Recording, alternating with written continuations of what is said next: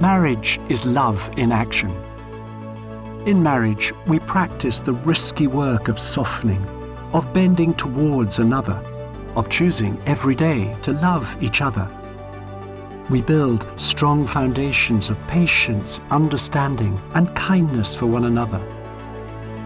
Marriage is the act of co-creation, where we make the courageous and continual promise to move alongside, move together, out into the world as a living example of God's love. Love is about what we do. It involves action and is a choice we make for the sake of another person that will always cost us something. But it's only meaningful if the other person feels the benefit. You may have discovered that as a couple, you feel loved in very different ways. And that is certainly true for us. For me, it's when we spend time together, when I have Nicky's full attention, that I feel most loved by him. But for me, it's through words. It's when Scilla pays me compliments and doesn't say too many critical things all in one go that I feel most loved. One of my hobbies is carpentry. I enjoy making things out of old pieces of wood. And if I've made something for Scilla, I like her to say something complimentary about it every day for at least 2 weeks. After that, every other day is fine. The other main way I feel loved is through the things that Scilla does for me, through her kind actions. And I know that if Scilla had kept all of her affirming words and her helpful actions for our children and none for me, I wouldn't feel there was much love in our marriage. So for me, as well as time together, physical affection, touch, is a very important way for me to know Nicky's love. So if Nicky were to give all his time and touch to his laptop and phone, but not to me, I wouldn't feel very loved. Even after many years, it's easy to forget how different we are in what makes us each feel loved. And despite our best efforts, we can end up feeling frustrated and irritated through trying to show love in our own way rather than each other's. Not long ago, we inherited several boxes of books that had belonged to Scilla's late father. We already had far too many books in our house and had nowhere to put them. And I thought Scilla was very unlikely even to open these books, let alone read them. So I felt rather resentful about having them at all. However, I didn't say anything about my feelings to Scilla, as I recognized they held emotional value for her. So one Saturday, we decided to go to IKEA and buy a bookshelf system for them, which I would put up while Scilla sorted through the books in another room. Of course, it took me considerably longer to put the shelves together than I'd anticipated. But finally, at about 10 p.m., I finished and was feeling rather pleased with my handiwork when Scilla came in and failed to say anything encouraging at all about the shelves. Well, we hadn't talked about it, but I was very much hoping that Nicky would have finished in time for us to have dinner together. So I was feeling rather resentful, not because I didn't appreciate his hard work, but because we hadn't spent any of the afternoon or evening together at all. And as I said, spending time together is so important for me to feel loved. And I didn't feel great because words are so important for me to feel loved. And Scilla had failed to affirm my effort with the shelves. And in addition, in my head, I was putting up the shelves for Scilla. But as you've heard, actions are much more important for me to feel loved than for her. So depending on what makes you feel loved at this moment, you'll either be feeling more sympathy with me or with Nicky, and you may not get the other perspective at all. What makes you feel most loved? Time, man. Just being with one another. She doesn't have to do anything, just come and sit with me and spend time, then I really feel loved. I like gifts. I speak in the language of presence. For me, physical touch and kind words are very important. Just really whenever he helps me with some of the things around the house. It's like when I come home, the kitchen's clean. And she's like this with me on my body. That's the best moment of my life. I just want to know that you're thinking about me. Yes, exactly. Because I'm always thinking about me, so I need to know you're thinking about me too. It doesn't have to be giving gifts to the other person or complimenting them. I want gifts. It's just spending quality time with the other person, honestly, in my opinion. What do you think? I want gifts. You want gifts? Yeah. As you've heard, different people feel loved in different ways. A marriage that's full of love is where we're seeking to meet our husband or wife's needs in the particular way that makes them feel loved. In his brilliant book, The 5 Love Languages, author and counsellor Gary Chapman describes 5 separate ways through which people experience love. The 5 love languages grew out of my counseling with couples. They would sit in my office and one of them would say, "I just feel like he doesn't love me or she doesn't love me." And the other would say, "I don't understand that. I do this and this and this. Why would you not feel loved?" And I heard similar stories over and over again. And I knew there had to be a pattern to what I was hearing, but I had no idea what it was. So eventually I took time to sit down and read several years of notes that I made when I was counseling people and asked myself the question, what did they want? What were they complaining about? And their answers fell into 5 categories. And I later called them the 5 love languages. And I started using that concept in my counseling, that if you want her to feel love, you've got to express love in her love language. If you want him to feel love, you've got to express love in his love language. And I would help couples discover their primary love language, challenge them to go home and try speaking it, and sometimes they would come back in 3 weeks and say, "Gary, this is changing everything. The whole climate's different now." The love languages are words of affirmation, gifts or presents, quality time, kind actions, and physical touch. You discover which of those is most important to your spouse and you start speaking it, chances are you'll begin to see a difference. So I think when you feel loved in the relationship, it's easier to process all the rest of life because the need for love, the emotional need for love, is the deepest emotional need we have as humans. And if you're married, no relationship is more significant than the relationship with your spouse. Discovering how our partner feels loved is incredibly empowering in a marriage. It can improve even the best marriage and can turn things around for a marriage that is struggling. However, when we first try using our partner's love language, if it's different to our own or not something we observed growing up, it can feel very unnatural. And we may think that love should always be natural and spontaneous. But actually, loving intentionally can take real work, just like learning a foreign language. Early in our marriage, we lived in Japan for 3 years, and I tried really hard to learn Japanese. At first, it felt very unnatural, as Japanese includes sounds that don't exist in English, and it was difficult to get my mouth in the right shape. But as I practiced, it began to feel more natural, and Japanese people started to respond, which was hugely rewarding. And it can be the same with learning our partner's love language. It may feel difficult or even unnatural at first and will require effort and practice. But the effect of learning what makes our partner feel loved far outweighs the hard work involved. I think I'm showing her love by holding her hand, and but to learn that she wanted specific things that really made her feel loved, like, I don't know, coffee in the morning. We have these new electric toothbrushes, and we have only one charging station. So out of the blue, he will change mine, so it will be charged. Every time that I notice that he does that, kind of like, where's my heart, It's little details that he was thinking of. My love language is service. So if she cleans the house, I'm doing backflips. I feel like I'm loved to the max, and things like that. Or if she makes a plate, if there's food and she's like, here's a plate, here's a drink or something. Oh my gosh, my insides are like flying all over the place. And I feel truly loved. Kate's love languages, I think, are touch and presence. I'd say are 2 of your... Do you agree? I'd say quality time. Quality time, okay. So 3 love languages.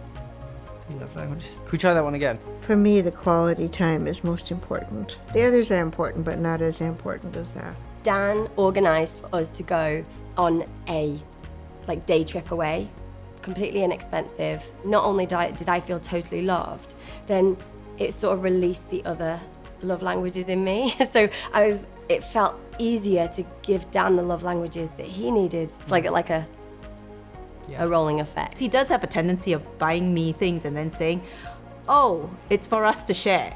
So she But got a he's- bench press for one of her Christmas presents. Yes, and a tens machine. It's that thing of like knowing that somebody's on my corner. Whereas for him, he needs like the holding hands. Oh, that is so challenging for me. So romantic. I know. And, like we made a deal that we hold hands in spring and autumn when it's not too hot or not too cold. To help you work out which are your love languages, we're going to do a short crash course in each one. So, the first way to express love is through speaking loving words. Words are very powerful, either to build someone up or to put them down. And a lack of loving words can have damaging results in a marriage. I remember counselling a couple. They were about to have a divorce, and in my room, and honestly, the air is vitriolic. They're hurling insults at each other. I can practically cut the atmosphere with a knife. And as they hurl these insults at each other, suddenly I said, just a moment, stop her. And I turned to the woman, I said, can you tell me anything at all, just one thing positive about your husband? She answered in a heartbeat. She said, he's a fantastic father.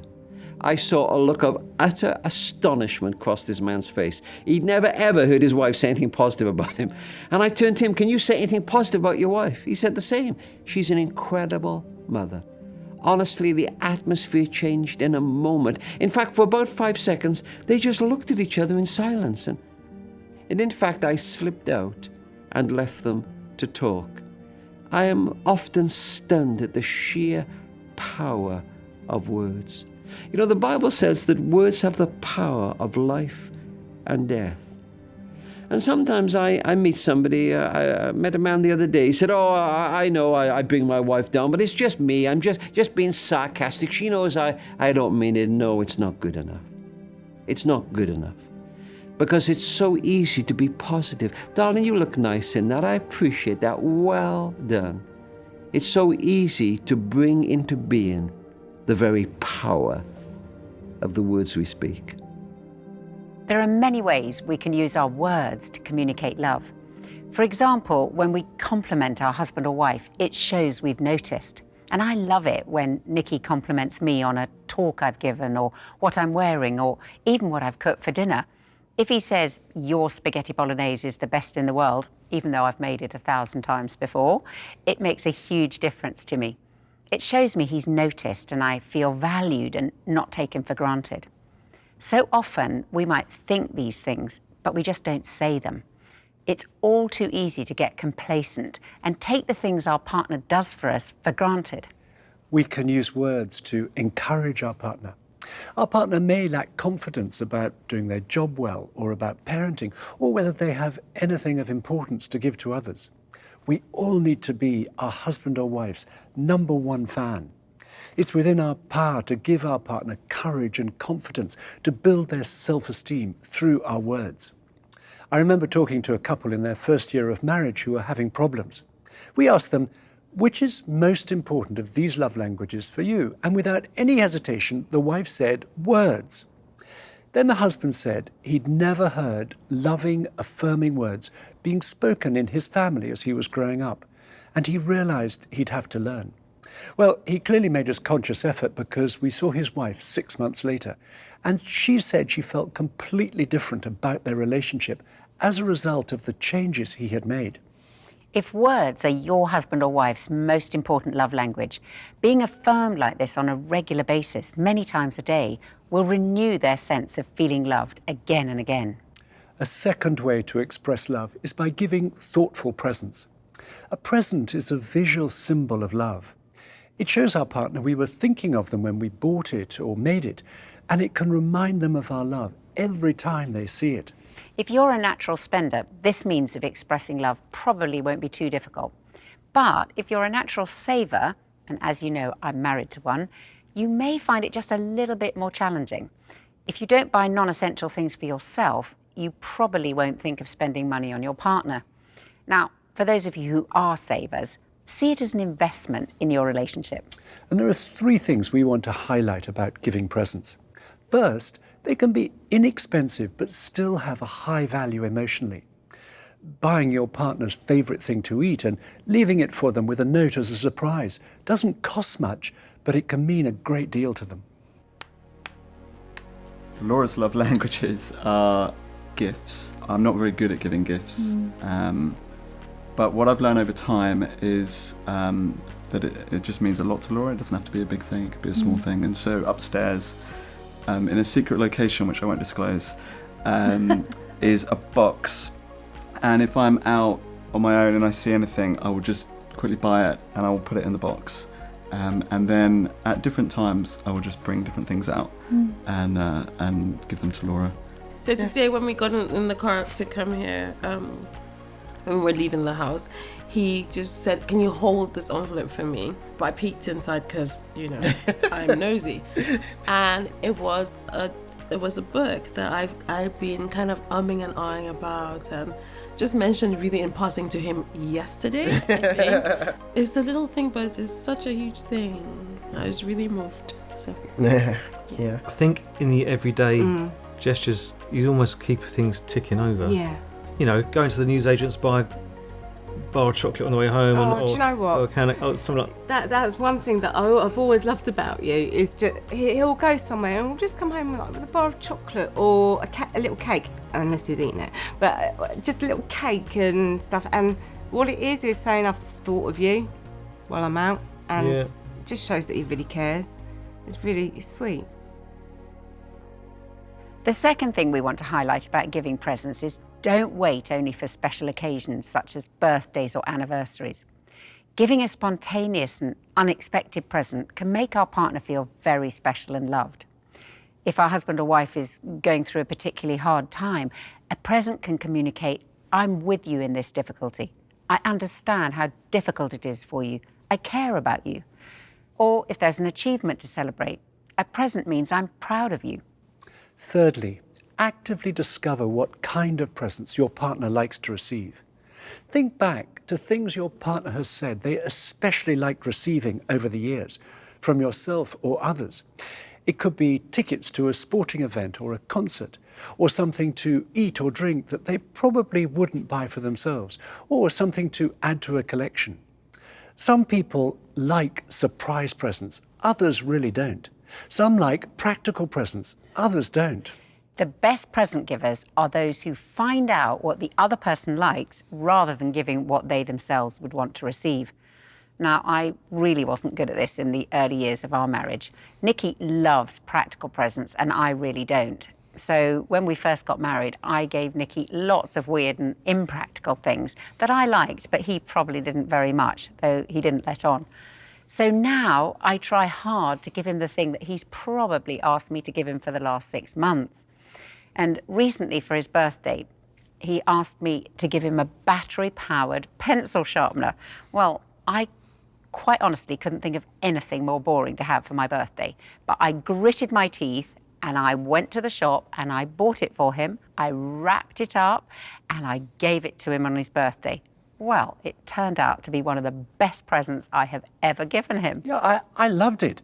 I don't think I'd ever had so many sharp pencils in my life. It took me a while to learn that Scilla really doesn't like practical presents.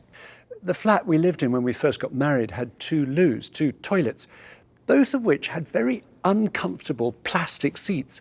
And I suddenly had a brilliant idea of what to get Scilla for Christmas.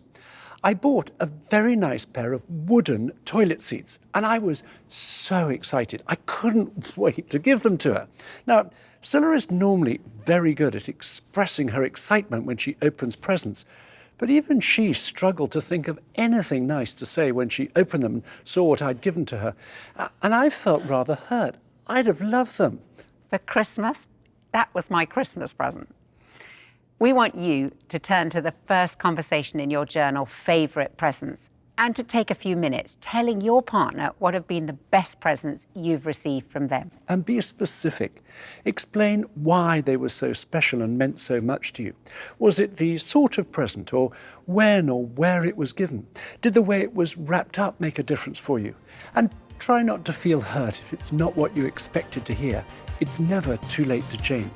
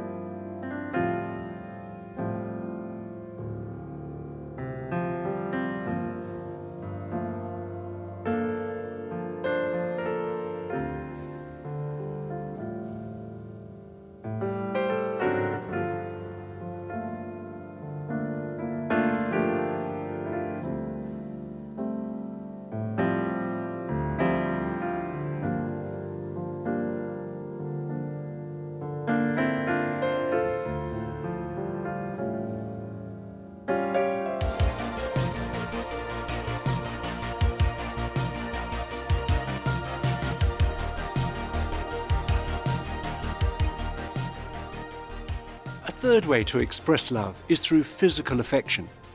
Affectionate touch is a particularly powerful communicator of love in marriage. Touch speaks louder than any words to some people. It communicates love where it's given and rejection where it's withheld. For me, as you've heard, touch is a very close second to time. And Nicky knows from years of experience that if I'm worried or stressed about something, the best thing he can do is take me in his arms, hug me, hold me, and kiss me. And things suddenly seem to get much better as a result. And I've learned that trying to talk Scylla out of the stress doesn't have nearly the same effect for her as physical contact. In a marriage, all affectionate touch is intimate. It's an unspoken language that keeps us connected. Some touch is overtly sexual, while other touch is more subtle. And as we said in the last session, we need to use the whole range and learn from our partner what's appropriate at different moments. So it could be a kiss. And one survey says a romantic kiss has to last at least 6 seconds to show love. Or it could be holding hands, an arm around the waist, a hug, a hand on a hand, brushing our partner's body as we pass, or a back massage, sexual foreplay, right through to making love. Mark? We met in a primary school in Poland. Michael was a DJ and had a crush on me. No, we were in the same year, so it was just for the fun, for the school discos. And I would always play a slow song and run to get Marta for the slow dance.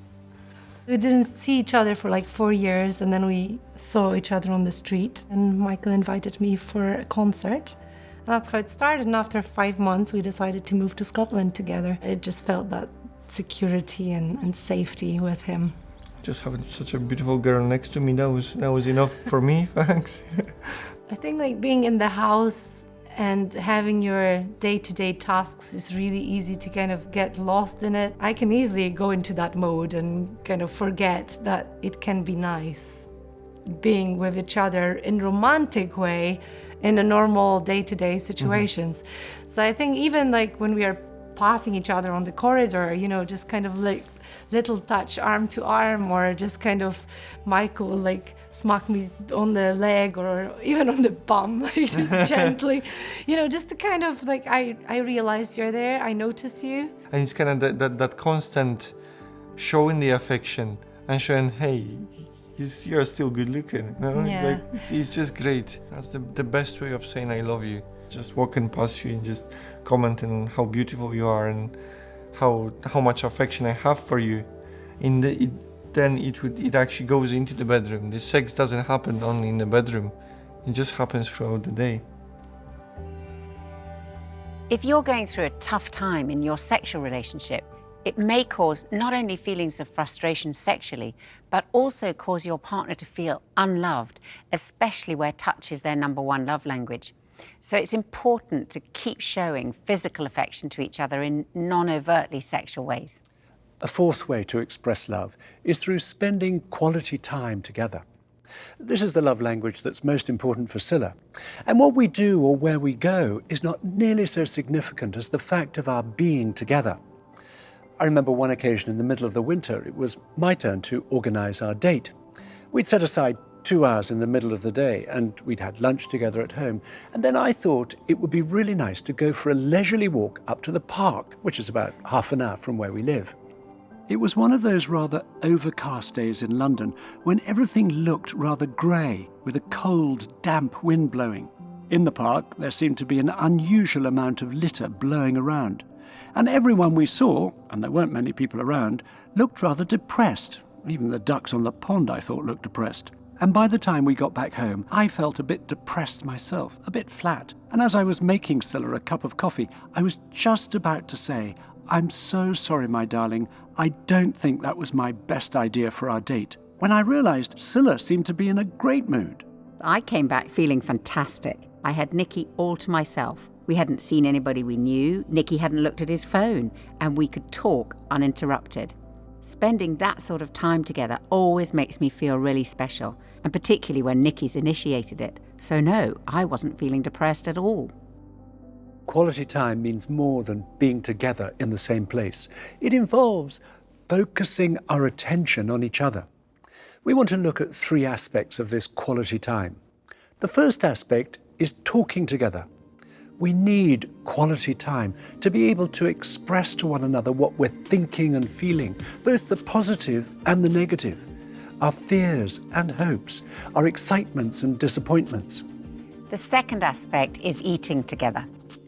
Meal times are some of the best opportunities for having quality time, and we need to make use of them. We went to a restaurant recently full of couples, and it looked like every one of them was looking at their phone rather than talking to each other. And I remember thinking to myself, well, you wouldn't invite someone physically on your date, so why would you want to have your 1,373 social media followers there? That sends the message that they're more important to you than your partner.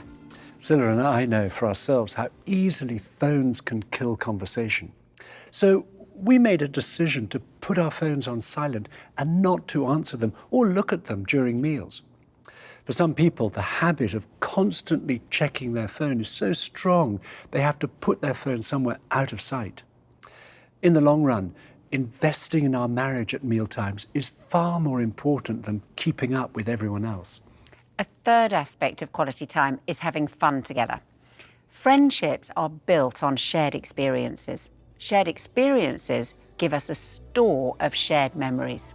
As some of you may remember, on our pre-marriage course, we get couples to write down a list of the things that they enjoyed doing together. Their lists include all sorts of things like going to the cinema, playing a sport together, going for a walk, cooking together, shopping, exploring new places, and so on. Our aim is that in 5 years' time, they can ask themselves if they're still having fun together, doing these or other things that they both enjoy. In this next conversation, Times Together, we want you to think of the things that you enjoy doing as a couple, or have enjoyed doing as a couple, or perhaps would like to start doing together. Write some things down before you show each other and then start discussing what you've written. You may like to use your lists as ideas for your weekly date.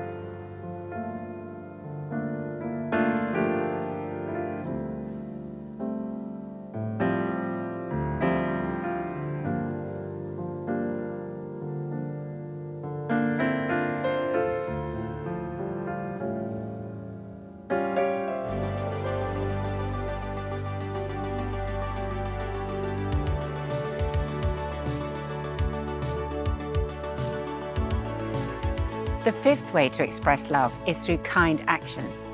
This is expressing love through doing things for each other, seeking to meet our husband or wife's desires and needs in practical ways. So it's things like cleaning the house, making them a cup of tea, doing the finances, helping with a job application, or making them their favourite meal.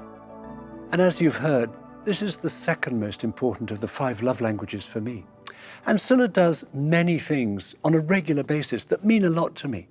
But I particularly love it when she does something I'm not expecting, such as packing for me if I've had to go away overnight and have been under pressure, or bringing me tea and toast to my desk when I'm struggling to finish a piece of work.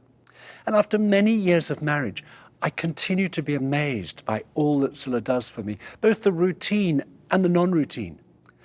I sometimes catch myself wondering, why does she do all these things for me? And the only answer I can come up with every time is that it must be because she loves me. It's worth telling your partner what particular actions are really meaningful for you. Nikki does many things for me too, but one of the best is him bringing me a cup of tea in bed every morning as I'm waking up. That makes me feel so loved. A damaging attitude in marriage is to think it has to be fair. I did that for you, so you should do this for me. Or, I'll do this if you do that. And when life is hectic, the instinctive question we ask is, why isn't he or she helping me? Even if we're busy, it's so much better to turn it around and ask the question, is there something I can do to help you? And that question will be especially important if actions mean a lot to our partner. So, those are the 5 ways to express love, through words, presence, touch, time, and actions. Take 2, Mark. So with one of my love languages being words of affirmation, I found it so frustrating that Rachel never really said please or thank you or sorry. Which I just didn't even realise, like at home, whenever like my parents had made dinner, they just served dinner and we just eat dinner. But I think you told me, you like actually realised you come across quite rude. And I was like, rude? I was like, I actually pride myself on being a very polite person. Like, what do you mean? And you said, you never say please or thank you to me. And I was like, what? And so for a while, we went through maybe a few weeks of he'd make me a cup of tea and I'd be like, thank you. And like really went extreme in a sarcastic way. But eventually I think I learned to do it because I realised you did actually appreciate it. And I didn't realise how much it had been offending you on a daily basis. Yeah. It kind of grated on you, didn't it? Oh, it hugely grated on me. I had no idea. I was oblivious. I was like, home should be the one place where you don't have to make an effort to like be polite. It's just getting to know each other's personality a bit more. Yeah. Quality time is really important to me. And I think you kind of knew that, but you'd sometimes think we'd had quality time when it had literally been half an hour lunch break or... We had a different definition of it, didn't we? Where I thought quality time was sitting on the sofa watching TV or kind of seeing each other for half an hour, and it's great as quality time, and just saying no, something needs to be planned. Like I need to have put effort into it for you to have felt like this is actually quality. Yeah. That helped me a lot to perceive that. And being a bit more thoughtful about it, because sometimes it's just quite easy to be lazy. Oh, definitely. It's much easier to love you the way that I would want to be loved, rather than trying to love you the way that you want to be loved. Yeah. That takes a lot more effort on my part. We're learning.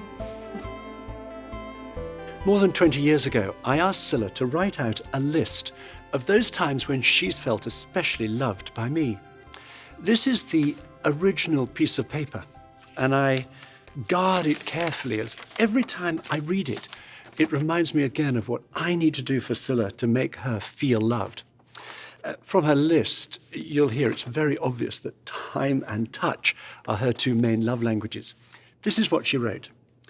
Number 1, when you've organised a surprise for our date, like going to see a film I've been wanting to see. Number 2, walking in the mountains in Scotland for 2 or 3 days a year. Number 3, lying in bed on a Saturday morning, drinking tea, talking, praying, reading the Bible together. Number 4, walking along our favourite beach in Ireland when the sun's going down. Number 5, going out to dinner in Ireland and spending the night in the back of the Renault. That one rather surprised me. Wasn't the most comfortable night I've spent away from home, but it clearly meant a huge amount to Scilla. And actually, I enjoyed it too. Number 6, walking together in London, like in Kensington Gardens, and you take my hand or put your arm around me. Number 7, talking in the bath last thing at night. Brackets. If we had a double bath, that would be my idea of heaven. Please note. Well, that was a little bit complicated. As we live in a vicarage, I wasn't sure what the church authorities would make of that idea. But as it happened, we needed a new bath, and they managed to fit in the sort that has the taps in the middle where you can lie end to end. And actually, I recommend it. We've had great conversations in the bath since then. Number 8. Oh, this one's a bit too embarrassing to read out, so I'll leave it out if you don't mind. Number 9. Talking on the phone every night when we're apart from each other. Number 10, going to Paris for 2 days. Brackets, I'd like to go again. We must book it. Number 11, driving anywhere with just you. Number 12, going to art exhibitions with just you. We want you to turn now to the conversation in your journal entitled Discovering Your Own and Your Partner's Love Languages. One of the best ways of doing that is for each of you to think of specific occasions when you've particularly known your husband or wife's love for you and write a list, like the one Nikki's just read out. Do questions 1 and 2 on your own, then show each other and talk about what you've put before filling in questions 3 and 4.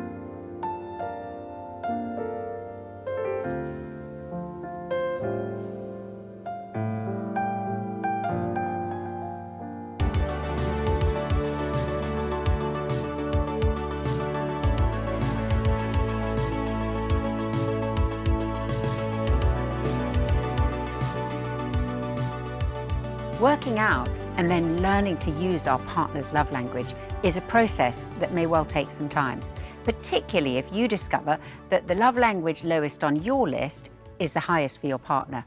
And practice is the only way to get good at it. As we come towards the end of the marriage course, it would be a mistake to think we've sorted out our marriage and that's it. In the same way as some people on their wedding day say, "This is the best day of my life, it can't get any better." Marriage isn't static. It's designed to be a dynamic relationship that keeps changing and developing. In our first year of marriage, Scylla and I were both students and had very little money, but we needed a car. We ended up buying a 16-year-old sports car very cheaply from a cousin.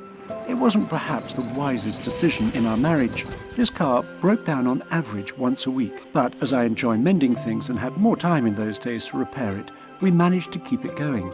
Then, during our summer holidays, we decided to drive in this old sports car out to Greece. It was an amazing adventure. We drove through a number of countries we knew nothing about, usually sleeping on the side of the road. We visited ancient Greek ruins and swam off deserted beaches. We lived off a diet of feta cheese, olives and tomatoes. Over 6 weeks, we covered over 6,000 miles. We had loads of punctures and broke down several times, but we managed to bring the car back to the UK in one piece. Then we went to live and work in Japan, and we left the car locked up in a garage for 3 years. After 3 years, I was excited to see our families and friends, but I was particularly excited to get our old sports car out of the garage. Sadly, when I got to it, I realized just about everything had seized up. Rust had taken its toll. It was going to be too expensive to repair it, and so with great sadness and reluctance, we sold it for a pittance. Cars must be driven and maintained to keep them in good working order. And it's the same with a marriage. Marriages have to be maintained. Marriage is a journey of discovering more and more about our partner. On the 29th of April 2011, the royal wedding of Prince William and Kate Middleton took place at Westminster Abbey in London. On the morning of the wedding, the Archbishop of Canterbury, Rowan Williams, said this: "Every marriage is a really big commitment to the people. It's a commitment that says, I'm prepared not only to spend the rest of my life with you, but to spend the rest of my life finding out about you. There's always more of you to discover." This journey of discovery will take us through different places, over different terrain, through different seasons. And all the topics we've covered on this course are the tools we use to maintain our relationship and keep it moving forwards on this journey. When our marriage is working well, many others will benefit from it and enjoy traveling with us, friends, wider family, children if we have them, and other people. For all of us, parts of the journey will be very challenging.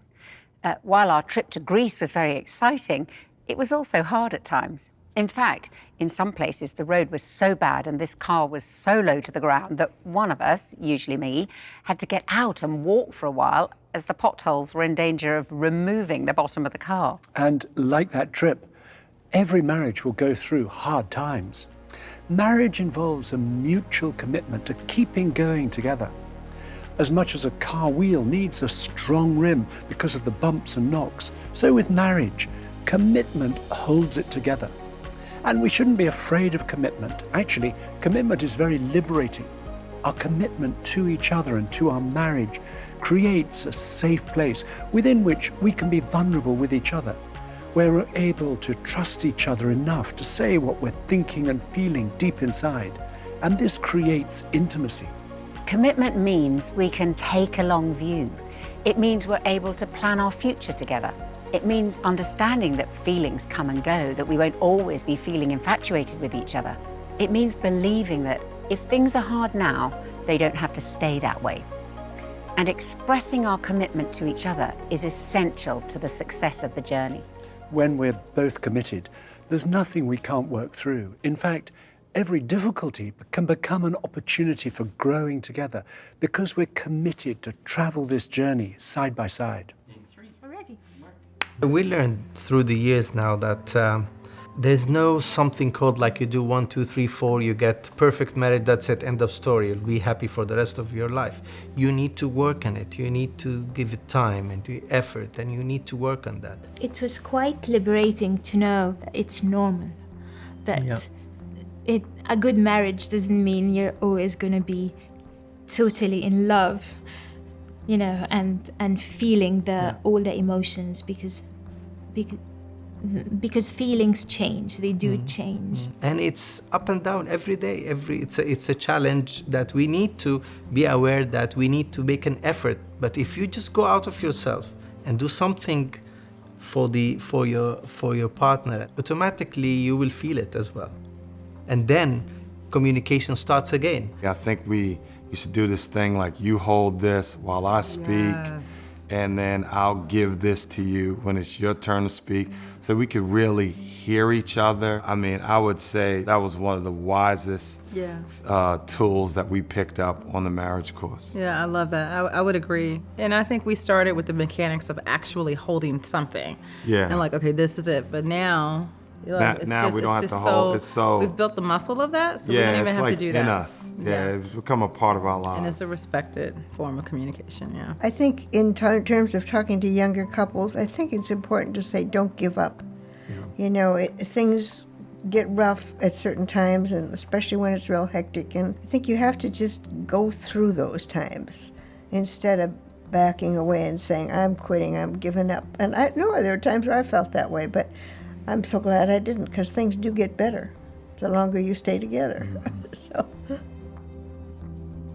As we come to the conclusion of the course, we'd like you to have a final conversation around supporting each other.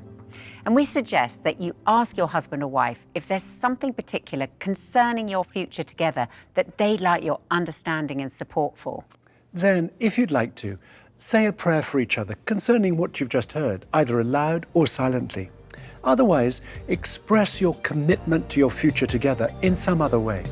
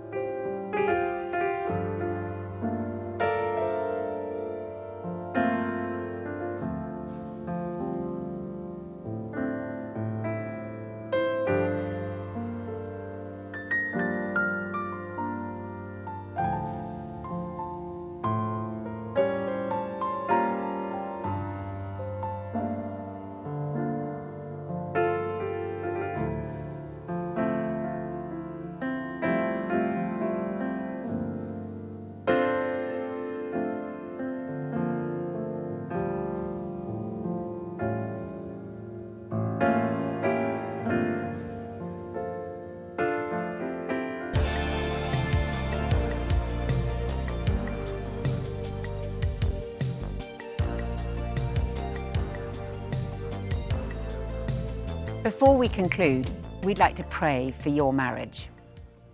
Lord, we thank you for the power of love. We thank you that your love never fails. We pray that you would bless each marriage and use each couple to be a source of love and encouragement to many others. And we ask that in our marriages, love and faithfulness would meet together. And we ask this in Jesus' name. Amen. Amen. Marriage isn't always easy. It takes commitment and courage, but it is richly rewarding. And at its best is an adventure of love that lasts a lifetime. We believe God has called each of us into a relationship with our husband or wife that he wants to use. Nikki's going to finish by reading something that has always inspired us to see marriage as a partnership that has a purpose that's bigger than just ourselves. It was written by a man called Dietrich Bonhoeffer. Bonhoeffer was a German pastor and theologian who was imprisoned during World War II for his opposition to the Third Reich and tragically put to death just before the end of the war.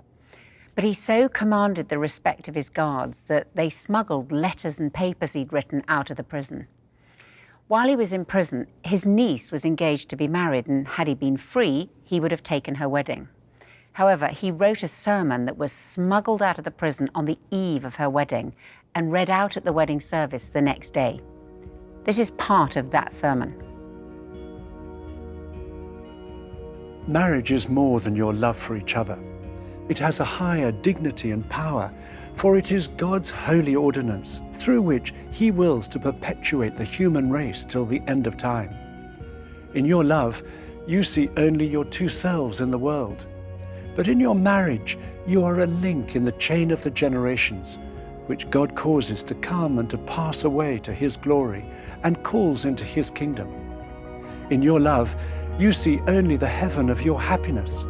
But in marriage, you are placed at a post of responsibility towards the world and mankind. Your love is your own private possession, but marriage is more than something personal. It is a status, an office. Every marriage has the potential to leave a legacy of love. From our marriage and your marriage, the ripples go out and out and out, for better or for worse, touching and affecting the lives of many people. It's been wonderful going through these 7 sessions together, and we're so glad you joined us. And as we say goodbye, we want to congratulate you on what you've achieved already. Some of you have been married a short time, and some for much longer. Our encouragement to you is, look after your marriage and treat it as something very precious. Building a marriage is a significant achievement, and in years to come, you'll look back on having built a marriage as perhaps the most important achievement of all in your lives. Goodbye. Goodbye.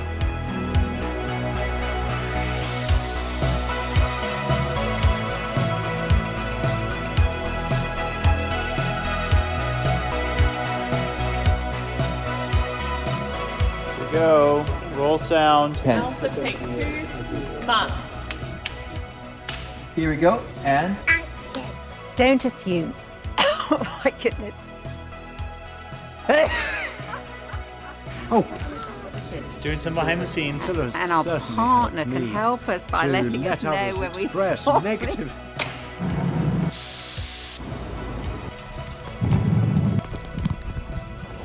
This is great. Julia. 7.5. Ooh. Oh, I probably damaged. No, it's all right. So this is like a shot within a shot.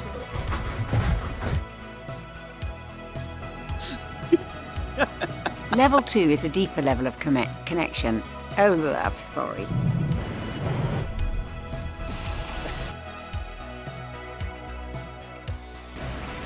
Hey guys. Set. Action. Oh, thanks, man. Oh, is it me? Have you had some funny ones? Guys, I'm turning off the AC. Can you move? Can I? I'm not allowed to move. Right? No, I can't hear it, but I'm like, what? Yeah, What do I say? What do I say? It's an ice cream cone from an ice cream cone. behind the scenes. Just DJ Jacob, Fresh Beats over here at his table. I should have said that. That's glorious. We're just the ones we were. That's the joy of editing. Yeah. Is that what you want? The set of the marriage course. Action. But we. That is beautiful. I didn't realise this was so precise. Okay.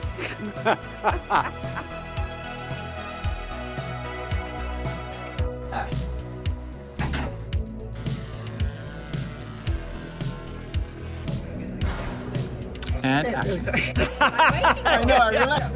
We all have that longing deep inside.